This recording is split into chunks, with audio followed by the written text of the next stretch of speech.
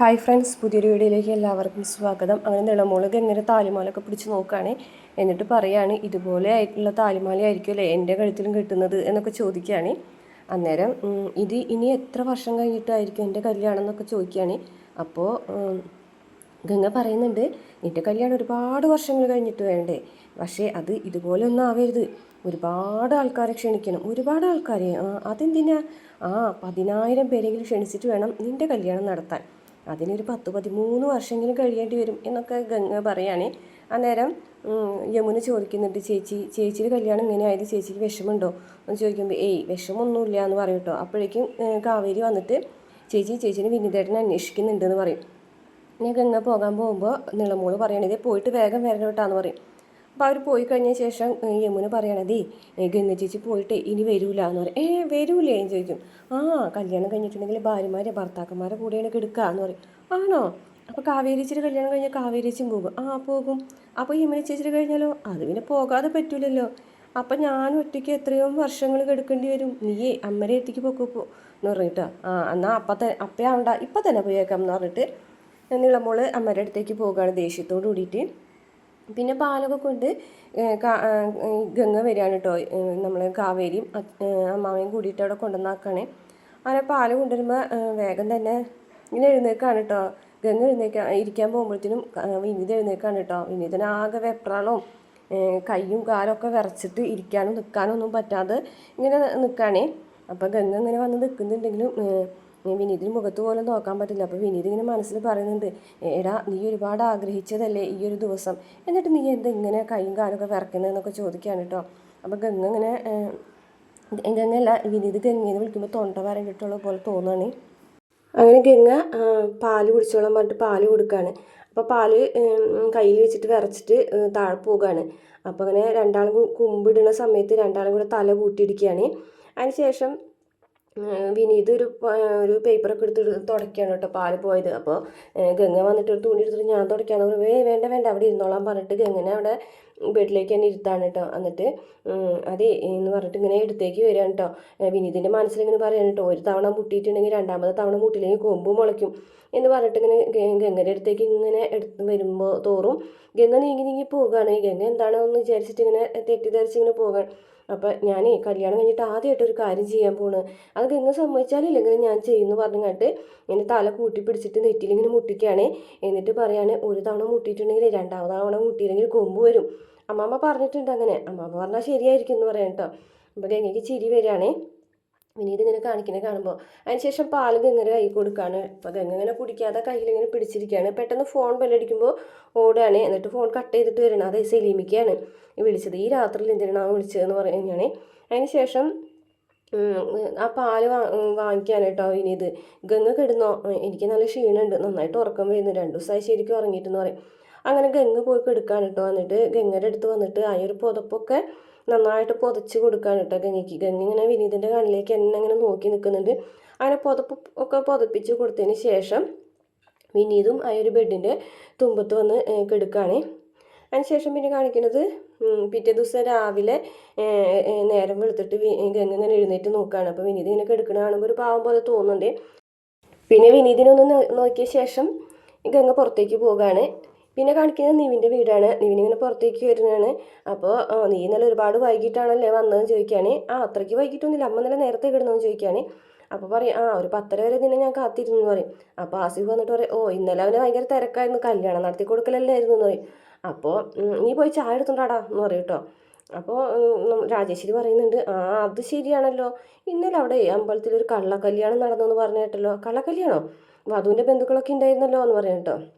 അപ്പോൾ എന്നാലും കള്ളക്കല്യാണം തന്നെയല്ലേ എന്ന് പറയും കേട്ടോ. നീ എന്തിനാണ് ഇതിനൊക്കെ ഇറങ്ങി പുറപ്പെടുന്നതെന്ന് പറയും. അത് പിന്നെ എനിക്ക് എൻ്റെ ഉറ്റ കൂട്ടുകാരൻ്റെ കല്യാണത്തിന് പോകാതിരിക്കാൻ പറ്റുമോ എന്ന് പറയും. ഉറ്റ കൂട്ടുകാരുടെ കല്യാണം നടത്തിയത് കള്ളക്കല്യാണമായിട്ടല്ലേ എന്നൊക്കെ ചോദിക്കുകയാണ്. അങ്ങനെയൊന്നുമല്ല, പിന്നെ സുജാത ആൻറ്റിക്ക് ആ കല്യാണത്തിനോട് അത്രയ്ക്ക് താല്പര്യം ഇല്ലാത്തത് കൊണ്ട് അങ്ങനെ നടന്നു എന്ന് മാത്രമേ ഉള്ളൂ എന്നൊക്കെ പറയും. അന്നേരം ആസിഫ് ചായ കൊണ്ടു കൊടുക്കുന്നുണ്ട് കേട്ടോ. അപ്പോൾ രാജേശ്വരി പറയാണ്, അപ്പോൾ തന്നെ ആ കുടുംബത്തിൻ്റെ മഹിമ നിനക്ക് മനസ്സിലായില്ലേ? സ്വന്തം ഏട്ടൻ്റെ മകളായിട്ടും ആ കല്യാണത്തിന് സുജാതയ്ക്ക് ഇഷ്ടമല്ലെങ്കിൽ പിന്നെ എന്തിനാണ് ഈ കല്യാണം നടത്താൻ നിന്നത്? ആ കല്യാണം നടത്താത്തത് ആ വീട്ടുകാർ അത്രയും മോശമായ ആൾക്കാരും ആയതുകൊണ്ടാണെന്നൊക്കെ പറയുന്നുണ്ട്. അപ്പോൾ വിനീത് പറയാം, അമ്മ എന്തിനാണ് ഈ വെറുതെ ഈ ആവശ്യമില്ലാത്ത കാര്യങ്ങളൊക്കെ അന്വേഷിക്കുന്നതെന്ന് ചോദിക്കുമ്പോൾ, അത് തന്നെയാണ് ഞാൻ പറഞ്ഞത്, എനിക്കൊരു കാര്യം മാത്രം അറിഞ്ഞാൽ മതി, നീ ആ വീട്ടിൽ പോകുന്നത് എനിക്ക് ഇഷ്ടമല്ല എന്ന് പറയും കേട്ടോ. അപ്പോഴേക്കും ആ ചായ ആസിഫിൻ്റെ കയ്യിൽ തന്നെ തിരിച്ചു കൊടുത്തിട്ട് പോവുകയാണ്. നീ എങ്ങോട്ട് പോവുകയാണ്, എനിക്കിത് കുറേ നേരം കേട്ട് നിൽക്കാൻ പറ്റില്ല എന്ന് പറയും. എന്നാലേ നീ എൻ്റെ തലയിൽ തൊട്ട് സത്യം ചെയ്തിട്ട് പോയാൽ മതി, ഇനി മേലിൽ ആ വീട്ടിലേക്ക് പോകൂലെന്ന്. അപ്പോൾ തലയിലേക്ക് തൊട്ടിട്ട് പിന്നെ വേഗം തന്നെ ആസിഫിൻ്റെ തലയിലേക്ക് കൈ വയ്ക്കുകയാണ്. ശരി, ഞാൻ സത്യം ചെയ്യാം, എടാ എൻ്റെ തലയിൽ എന്ന് പറയട്ടോ. പക്ഷെ നിവിൻ അത് കേൾക്കുന്നില്ല കേട്ടോ. ആസിഫിൻ്റെ തലയിൽ തൊട്ട് സത്യം ചെയ്യാണ്, സത്യമായിട്ട് ഇനി ഞാൻ ആ വീട്ടിലേക്ക് പോകില്ല എന്ന് പറയുമ്പോഴേക്കും ആസിഫ് ആകെ ഞെട്ടി ധരിച്ച് നിൽക്കുകയാണ് കേട്ടോ.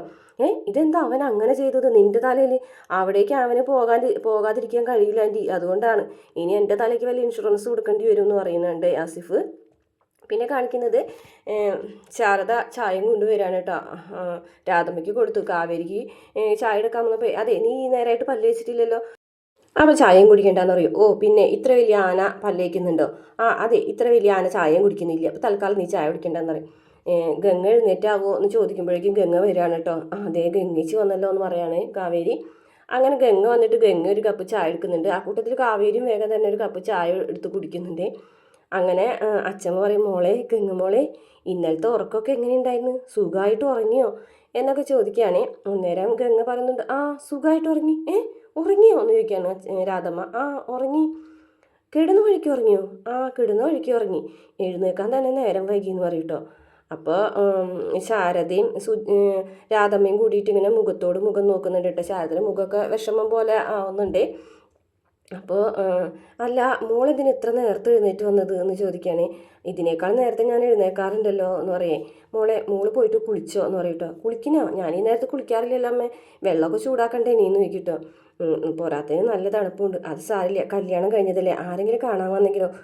എന്നെ ആര് കാണാനാ അമ്മയെന്ന് പറയുകയാണേ. അതിനുശേഷം രാധമ്പരയിൽ നിന്നൊക്കെ കപ്പ് വാങ്ങിച്ചിട്ട് പോവുകയാണ് കേട്ടോ ഗംഗ. അപ്പം അമ്മ എന്ത് പണിയെ കാണിക്കുന്നത്? എന്താ ഞാൻ എന്ത് പണി കാണിച്ച്? അമ്മ എന്തിന് ഇത്ര ചോദ്യങ്ങൾ കാവേരിയുടെ മുന്നിൽ വെച്ച് ചോദിക്കുന്നത്? പിന്നെ അവളൊന്നും അറിയാത്ത ഇള്ള കുട്ടിയല്ലേ, അവളെ ഈ കാര്യത്തിൽ PhD എടുത്തിരിക്കുക, PhD എന്ന് പറയുകയാണെ. അന്നേരം കാവേരി ഇങ്ങനെ ഇടയിൽ കൂടെ ഒളിഞ്ഞു നോക്കിയിട്ട് ഇങ്ങനെ ഇതൊക്കെ പറയണമൊക്കെ കേൾക്കുന്നുണ്ട്. PhD അവിടെയൊക്കെ ഇരിക്കട്ടെ, എന്തായാലും അവരെ രണ്ടുപേരെയും കല്യാണം കഴിച്ചു കൊടുത്തില്ലേ, ഇനി അവരുടെ ജീവിതം അവർ നോക്കിക്കോളും, ഓൾഡ് ജനറേഷനെ അതിൽ ഇടപെടാൻ നിൽക്കണ്ട, മനസ്സിലായോ എന്ന് ചോദിച്ചിട്ട് കാവേരി ആ കപ്പ അവിടെ വെച്ചിട്ട് അങ്ങനെ പോവുകയാണ്. പിന്നെ വിനീത് ഇങ്ങനെ ഉറക്കത്തിൽ നിന്ന് എഴുന്നേൽക്കാണ് കേട്ടോ. എഴുന്നേറ്റിട്ട് ഗംഗനെ നോക്കുമ്പോൾ ഗംഗനെ അവിടെ കാണുന്നില്ല. അങ്ങനെ മുറിയുടെ അടുത്ത് പോയിട്ട് വാതിലിൻ്റെ അടുത്ത് ചെന്ന് നിൽക്കുന്നുണ്ട് തുറന്നു പോകാനായിട്ട്. പിന്നെ വിചാരിക്കും വേണ്ട എന്ന് പറഞ്ഞിട്ട് അവിടെ തന്നെ വന്നിരിക്കും. ആ സമയത്ത് നിളമോൾ അവിടേക്ക് വരികയാണ്. എന്നിട്ട് നിള ചോദിക്കുന്നുണ്ട്, വിനീതേട്ടൻ എന്നും ഇവിടെ ഉണ്ടാവോ എന്ന് ചോദിക്കും. ഉണ്ടാവും. എന്താ പോണോ? വേണ്ട വിനീതേട്ടൻ ഇവിടെ നിൽക്കുന്നത് എനിക്കിഷ്ടമാണ് എന്ന് പറയും കേട്ടോ. അപ്പോൾ വിനീത് പറയുന്നുണ്ട്, അതെ മോള് എനിക്കൊരു ഉപകാരം ചെയ്യൂ, എനിക്കൊരു ബ്രഷ് തരുമോ എന്ന് ചോദിക്കുകയാണ്. ഞാൻ ചേച്ചിനോട് പറയാട്ടോ എന്ന് പറഞ്ഞിട്ട് കൊച്ചവിടെ നിന്ന് പോവുകയാണ്. പിന്നെ കാണിക്കുന്നത് പ്രമോണ് കേട്ടോ. അപ്പോൾ പ്രമോല് അമ്മയുടെ കാര്യം വിനീത് അങ്ങനെ ഓർത്ത് വിഷമിച്ചിരിക്കുന്നുണ്ട്. അമ്മയുടെ അവസ്ഥ എന്ന് ആലോചിക്കുമ്പോൾ, എടാ അവളെ കുറച്ച് ആറട്ടെ, ഇപ്പം അവൾ തിളച്ചിരിക്കല്ലേ, ഒന്ന് ആറട്ടെ, അത് കഴിഞ്ഞതിന് ശേഷം നമുക്ക് വേണ്ട കാര്യങ്ങളൊക്കെ ചിന്തിച്ച് അതിൻ്റെ ഏനം പോലെ ചെയ്യാം എന്നൊക്കെ രാധമ്മ പറഞ്ഞു കൊടുക്കുന്നുണ്ട്. ഇതേ സമയം വീട്ടിൽ ഭയങ്കര സങ്കടത്തോടു കൂടിയിട്ട് വിഷമിച്ച് കരഞ്ഞൊക്കെ ഇരിക്കുകയാണ് സുജാത. പിന്നെ കാവേരി ഫുഡൊക്കെ കഴിക്കുന്നത് അവരെ വീട്ടിലെ കാര്യങ്ങളൊക്കെ കാണിക്കുന്നുണ്ട്. ഇതേ സമയം ആ ഒരു തോട്ടം വാങ്ങിച്ചിട്ടുണ്ടായിരുന്നല്ലോ അരവിന്ദൻ, ആ തോട്ടത്തിൻ്റെ അടുത്തങ്ങാണ്ട് വന്ന് നിന്നിട്ട് ജയപാലൻ വിശാലും കുറച്ച് കാര്യങ്ങളൊക്കെ പറഞ്ഞു കൊടുക്കുകയാണ്. അച്ഛനൊരു യുദ്ധം തുടങ്ങാൻ പോവുകയാണ്, അപ്പം നീ കണ്ടും കേട്ടും കാര്യങ്ങളൊക്കെ അറിഞ്ഞ് എൻ്റെ കൂടെ നിന്നോളാം, അത് വേറെ ഒന്നിനും വേണ്ടിയിട്ടല്ല, നമുക്കെതിരെയുള്ള ശത്രുക്കൾ ആരാണെന്നും എന്താണെന്നും മനസ്സിലാക്കാൻ വേണ്ടിയിട്ടാണെന്ന് പറയും കേട്ടോ. അപ്പോൾ കാവേരിനായിട്ടാണ് ജയപാലൻ്റെ യുദ്ധം ഇനി തുടങ്ങാൻ പോകുന്നത്.